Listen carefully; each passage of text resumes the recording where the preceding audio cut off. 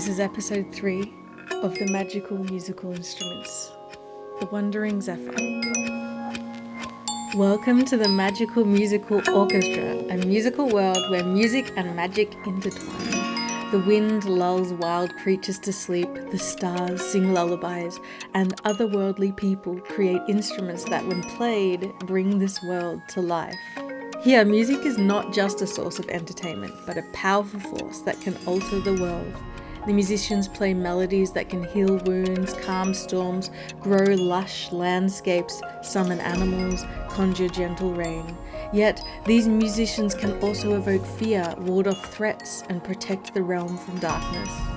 Let's begin a journey through this fantastical land, where the magical musical orchestra weave dreams, paint beauty, and summon power to fill every corner of the world. I'm looking forward to sharing this one with you because I think out of all 12, she's my favorite one. I don't know why exactly. I think I just had the most fun with this one. I had a lot of fun designing the instrument. So I wanted to do something that was just covered in bells and chimes and tambourines, kind of like one of those sticks that you kind of bang on the ground and it jingles and jangles, and it's really powerful. I really love the idea of an instrument like that. I remember making stuff like that in primary school for art class and music classes and that sort of thing. So I had a lot of fun designing this one and playing with different shapes. I did a few sketches in my sketchbook and I kind of I visualized it a little bit before I started. And then I moved on to my iPad and did a bunch of sketching. I admit the zephyr element of this instrument sort of got pushed to the side, but you can sort of see remnants of it in the main top part of the instrument with the little diamond things on the strings. That's where the zephyr is.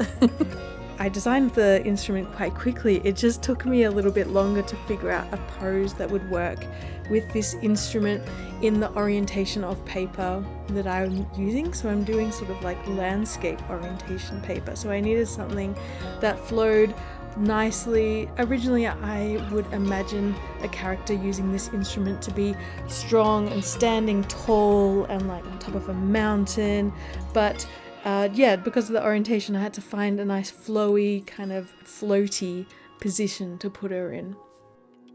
I also really love the colour palette of this piece.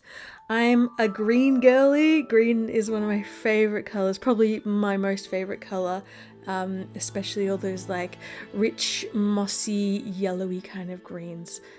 So I gathered up all my inks in a variety of different brands, which are all kind of all my greens and golds and like greeny golds, mustards and some browns to swatch on my sketchbook, and it helps me to see what the actual true colours of the inks are. It's just like a little bit of a refresher, because in the bottle they come off as quite dark, but as soon as you add some water and swish them around, you can kind of see what the true colour is.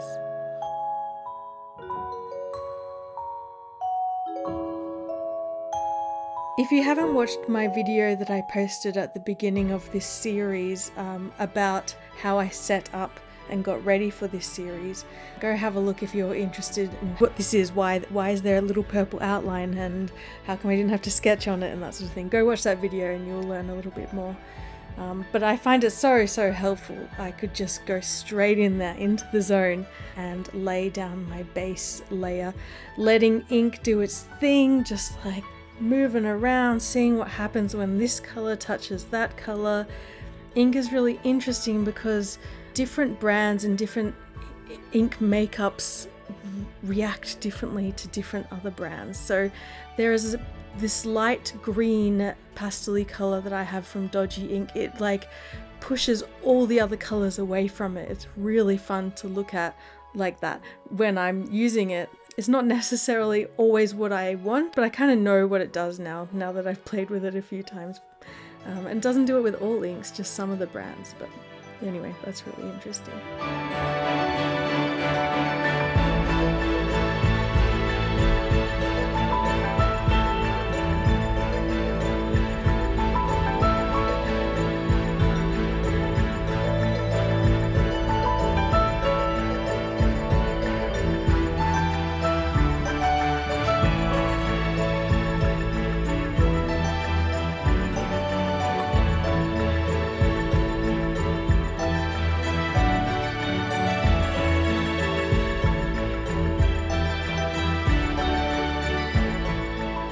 let me introduce you to the Wandering Zephyr and their creator. So the materials that make up this instrument are moonstone bells. It's made out of a silver wood frame, fairy silk ribbons, i.e. strings, crystal chimes, and tinkling tambourine discs. I have so much fun putting together these little lists of materials. So this is the little blurb I've written about this musician and her instrument. Musicians love to use the Wandering Zephyr to bring joy and enchantment wherever they go. They might play to calm a restless village, celebrate a festival, or simply entertain fellow travellers around a campfire. However, when played with intent, the Wandering Zephyr can influence the weather. Gentle, soothing phases can calm storms and bring sunshine. Lively, forceful playing can call forth breezes and thunder. The moonstone bells produce a clear musical chime that can soothe or invigorate depending on the tune. The tambourine discs bring a rhythmic jingling that enhances the overall melody and can alter the mood of those listening. The crystal chimes add a tinkling harmony that resonates with the natural world, with a subtle hint of wind and rustling leaves.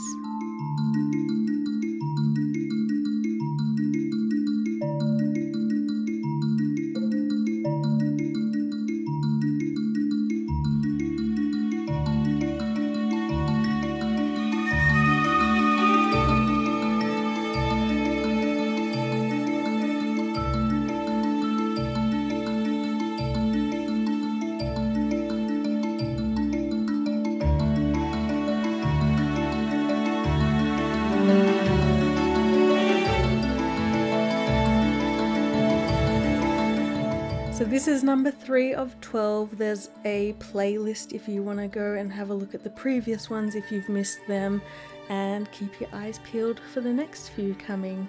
Hope you have a wonderful day. Tooroo.